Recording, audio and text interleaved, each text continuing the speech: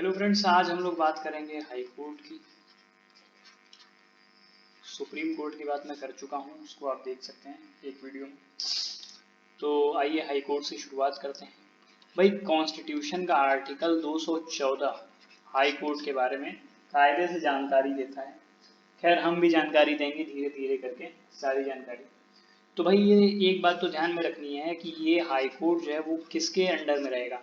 Supreme court के नीचे काम करेगा, मतलब कि हाईएस्ट इंस्टीट्यूशन सुप्रीम कोर्ट है, उसके बाद हाई कोर्ट है। और हाई कोर्ट जो है वो किस में होता है, हर स्टेट में होता है।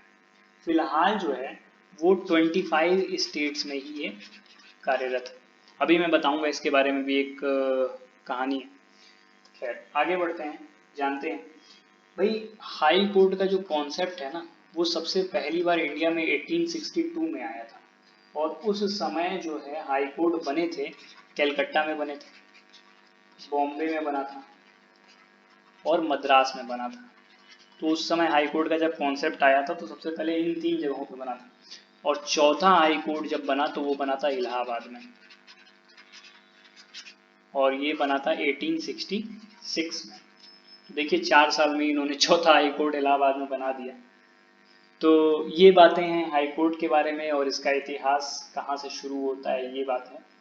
और अगर मैं बात करता हूँ हाई कोर्ट का जो प्रोविजन था, सबसे पहले जो था कि हर स्टेट में ये बनेंगे, मतलब हर स्टेट में होना चाहिए, ऐसा ऐसा कंडीशन था पहले। लेकिन इसके बाद क्या होता है, 7th अमेंडमेंट होता है। संविधान में संशोधन जो होता है उसी को अमेंडमेंट कहते हैं। 7वां संविधान संशोधन होता है, तो उसमें ये आता है कि दो, मतलब एक से ज़्यादा स्टेट जो है ना, एक से ज़्यादा स्टेट, उनका एक कॉमन हाई कोर्ट हो सकता है। एक कॉमन हाई कोर्ट हो सकता है, पॉसिबल है ऐसा। तो ये बात थी उस समय जो आई थी, और ये बहुत इंटरेस्टिंग चीज़ है, जानने लायक है। वर्तमान में अगर मैंने बता ही दिया, 25 हाई कोर्ट हैं। हमारे यहाँ दिल्ली जो है वो एक लौता ऐसी यूनियन टेरिटरी है जो जिसके पास खुद का जो है वो क्या है, हाई कोर्ट है। और ये जो है वो 1966 से है, यहाँ मैं लिख देता हूँ 1966 से। और बाकी अगर मैं बात करता हूँ बाकी यूटीज का क्या होगा, अगर दिल्ली की यूटी का खुद का हाई कोर्ट है तो बाकी यूटीज का जो ज्यूरिडिक्शन है, या बाकी यूटीज पे जिसका ज्यूरिडिक्शन है, वो किसी न किसी स्टेट का होगा। वो जिस स्टेट के आसपास हैं वो अपना उसको अपना हाई कोर्ट मान लेंगे, जो बाकी यूटीज हैं। तो ये चीज़ें हैं। आगे बढ़ते हैं और कुछ बातें जानते हैं।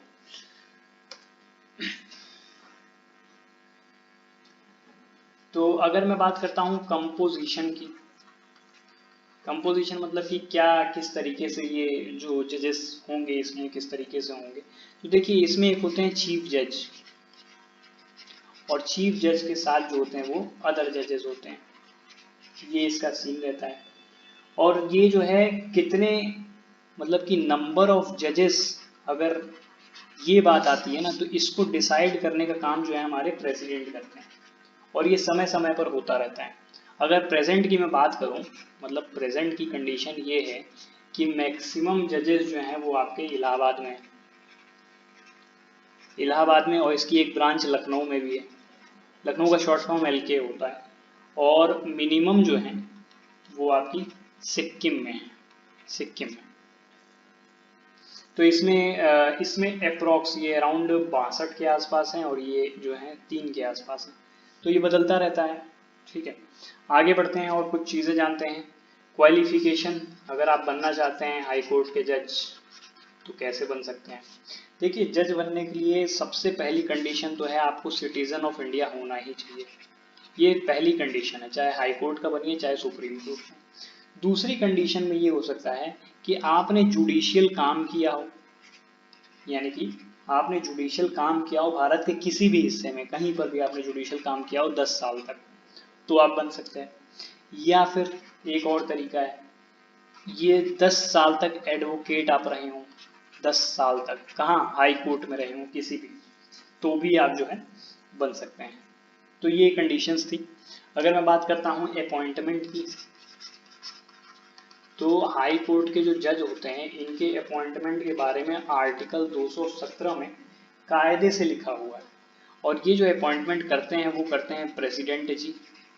और प्रेसिडेंट जी करते हैं, लेकिन रिकमेंडेशन जो है, मतलब रिकमेंडेशन मतलब कि बताएंगे कौन कि हाँ किसको बनाना है जज, वो है सीजेआई। मतलब सीजेआई बनाएंगे, बताएंगे प्रेसिडेंट जी को कि हाँ इनको आप जज बनाइए, तब जा करके वो बनते हैं। तो प्रेसिडेंट तो बनाते हैं, साथ ही साथ रिकमेंडेशन सीजेआई का रहेगा, साथ में गवर्नर का भी रहता है।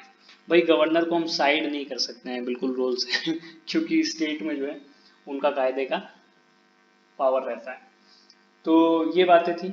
अगर मैं बात करता हूँ टर्म की, मतलब कि ये कितने साल तक अपने पद पर बने रहेंगे, तो भाई 62 की उम्र तक बने रहते हैं। 62 के बाद जो है ये रिटायर हो जाएंगे। अगर मैं बात करता हूँ ओथ या एफर्मेशन भी कहते हैं इसको, तो ओथ और अफर्मेशन जो है वो कौन दिलाएगा, तो ये दिलाते हैं चीफ जज। चीफ जज जो भी होंगे हाई कोर्ट के वो दिलाएंगे, मतलब वो दिलाएंगे आपको अदर जजेस को।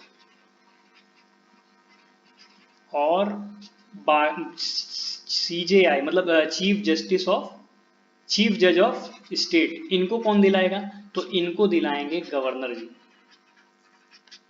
तो ये बात आपको ध्यान में रखनी है कि अपॉइंटमेंट जो है वो तो आप जो हाई कोर्ट के जज हैं उनका अपॉइंटमेंट तो प्रेसिडेंट करेंगे, लेकिन ओथ दिलाने का काम जो है वो आपके गवर्नर करते हैं। तो इस बात को आपको ध्यान में रखना है। आगे बढ़ते हैं। अगर मैं बात करता हूँ सैलरी वगैरह की, तो भाई सैलरी जो है ना वो समय समय पर इसमें पार्लियामेंट जैसा चाहता है उस हिसाब से बदलाव करता रहता है। तो वर्तमान में चीफ जज जो भी हैं हाई कोर्ट के, उनकी सैलरी फिक्स की गई है 2,50,000। और जो बाकी जजेस हैं, अदर जजेस, उनका जो है 2,25,000। जब मैं सुप्रीम कोर्ट बता रहा था तो उसमें मैंने बताया था कि उनकी सैलरी जो है 280 चली जाती है, जो चीफ जस्टिस होते हैं। खैर, और यहाँ और जो बाकी जजेस होते हैं उनके वहाँ 2.5 लाख पे होते हैं, ये यहाँ चीफ जज जो हैं वो 2.5 लाख पे हैं। तो हाँ ये सारी बातें हैं। और दूसरी बात आपको याद रखनी है, कंसोलिडेटेड फंड से जो है वो इनकी सैलरी दी जाती है। कंसोलिडेटेड फंड को हिंदी में संचित निधि कहते हैं। और ये मैंने बता दिया कि किस आधार पे कंसोलिडेटेड फंड से मतलब निर्धारित किया जाता है, मतलब इनकम टैक्स, एक्साइज, ये सारा मैं कई बार बता चुका हूँ। खैर, अगर मैं बात करता हूँ पेंशन वगैरह की, तो इनका पेंशन का सीन जो है वो भी कंसोलिडेटेड फंड पर होता है। कंसोलिडेटेड फंड पर होता है। और ये चीज़ जो है वो दोनों के लिए, हाई कोर्ट का जज हो चाहे सुप्रीम कोर्ट का, दोनों के लिए। आगे बढ़ते हैं। रिमूवल मतलब अगर मान लीजिए हम इनको हटाना चाहें किसी पद पर से, तो वही तरीका है, या तो मिसबिहेवियर का ग्राउंड हो, मतलब कुछ ऐसा बिहेवियर किए हैं जो सही नहीं है। दूसरा वही इम्पीचमेंट। इम्पीचमेंट का तरीका मैं बता चुका हूँ कई बार। खैर, पावर्स ऑफ हाई कोर्ट की बात करते हैं कि इसके कुछ पावर्स हम देख लेते हैं। हालांकि हाई कोर्ट है तो पावर तो कायदे की होगी, फिर भी कुछ ऐसे जनरल पावर देख लेते हैं। इनफाइनाइट पावर्स की बात नहीं करेंगे कि बिल्कुल अलग ही बात हो जाए। देखिए, सबसे पहली बार तो ये है कि स्टेट में हाईएस्ट लॉ जो इन्फोर्स करेगा वो आपका हाई कोर्ट करेगा। दूसरी चीज ये है कि ये सुपरवाइज कर सकता है, यानी कि ये क्या कर सकता है, सुपरवाइज कर सकता है। हमारे जो गवर्नर हैं उनके कामकाज को थोड़ा बहुत ये सुपरवाइज कर सकता है लीगल एंगल से।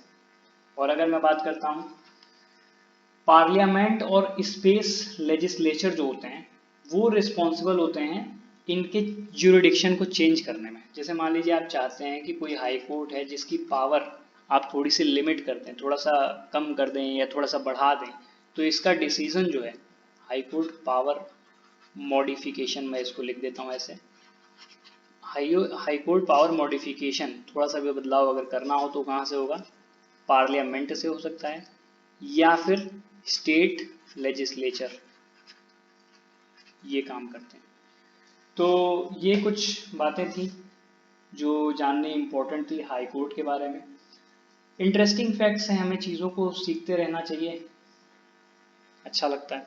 हाँ, एक चीज़ और मैं बता देता हूँ साथ ही साथ, सबऑर्डिनेट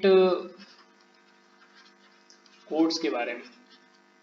देखिए, सबऑर्डिनेट कोड्स जो होते हैं ना, ये स्टेट हाई कोर्ट जो भी होगा उसके सबऑर्डिनेट होंगे, बस ऐसे समझ लीजिए, ज़्यादा इसमें कुछ है नहीं। कहने का मतलब कि अगर स्टेट हाई कोर्ट है तो उसके कामकाज में जो कोर्ट्स हेल्प करेंगे उनको सबऑर्डिनेट कोर्ट्स कहेंगे। जैसे आपके मान लीजिए आप कोई बिजनेस स्टार्ट करते हैं, आपको वर्कर्स की ज़रूरत है, तो जो लोग आपको असिस्ट करते हैं वो आपके सबऑर्डिनेट्स हैं। वैसे ही सबऑर्डिनेट कोर्ट्स जो हैं वो स्टेट हाई कोर्ट के सबऑर्डिनेट्स होते हैं। और इसके बारे में अगर आर्टिकल या कॉन्स्टिट्यूशन में आप जानना चाहें कि किस आर्टिकल में ऐसा मेंशन्ड है, तो आर्टिकल 233 से 237 तक सबऑर्डिनेट कोड्स के बारे में मेंशन्ड है। तो इस वीडियो में इतना ही रखते हैं।